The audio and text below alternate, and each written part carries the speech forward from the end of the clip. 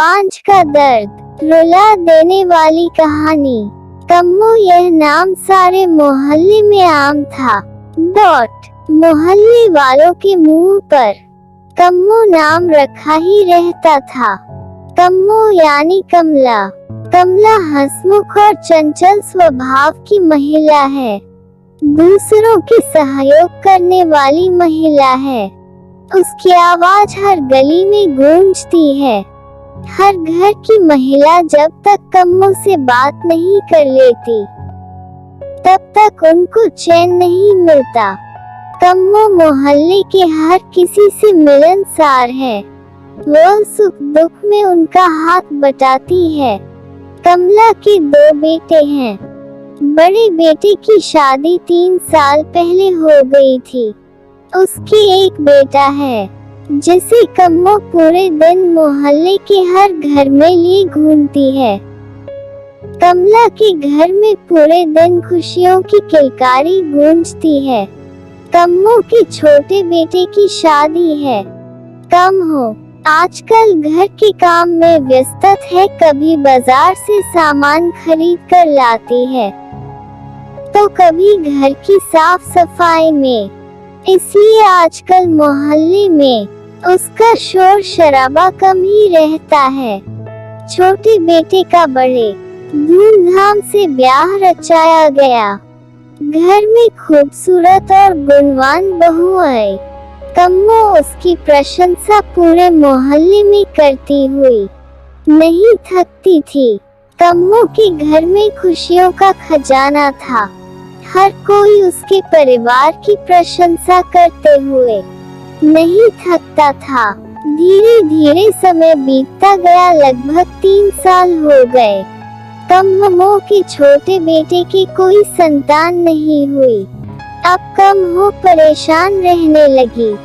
हर कोई उसके छोटी बहू के बारे में पूछते, वह क्या जवाब देती। अब कम्मो छोटी बहू पर कई बार गुस्सा करने लगी थी।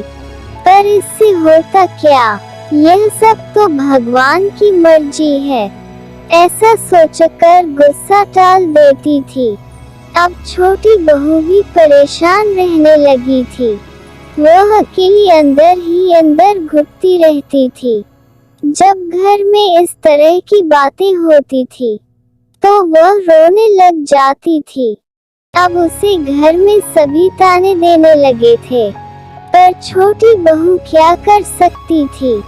कम्मो के द्वारा भी पूरे जतन किए गए। हर मंदिरों में जाकर उसने मन्नत मांगी, परंतु सभी विफल रही।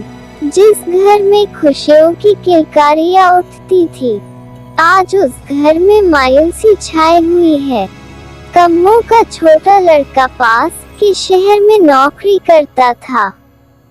जब भी मैं छुट्टी आता तो परिवार का यह दुख देखकर बड़ा दुखी होता था। वह अपनी पत्नी का दर्द अच्छे से जान रहा था, पर वह करे तो क्या करे। उसने निश्चय कर लिया कि वह अपनी पत्नी को अपने साथ लेकर शहर जाएगा। वह अपनी पत्नी को साथ ले गया। जब वह ड्यूटी पर चला जाता था तो वह अकेली इसी बात को लेकर बहुत परेशान रहती थी और अंदर ही अंदर रोने लगती थी। ससुराल में उसे हर तरीका का सुख मिला, परंतु एक महिला का सबसे बड़ा दुख बांझापन होता जो उसे देखने को मिला। यह बात उसने अपने दोस्त को बताई और उसने बताया कि आप किसी डॉक्टर की सलाह ले सकते हैं जिससे आपको संतान का सुख मिल सकता है, क्योंकि हमारे शरीर में बहुत सारी कमजोरियां होती हैं जिनका इलाज संभव है।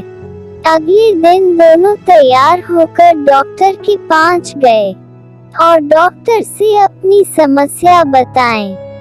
डॉक्टर ने कुछ टेस्ट कराए और उनको कहा कि चिंता की कोई बात नहीं है, आपको संतान सुख मिल जाएगा। इसके लिए हमें IVF प्रणाली का प्रयोग करना पड़ेगा। इस पर निवेश ने अपनी सहमति दी। ठीक समय बाद निवेश को पुत्र रत्न की प्राप्ति हुई। जब यह बात घर पहुंची तो घर खुशी का कोई ठिकाना नहीं रहा।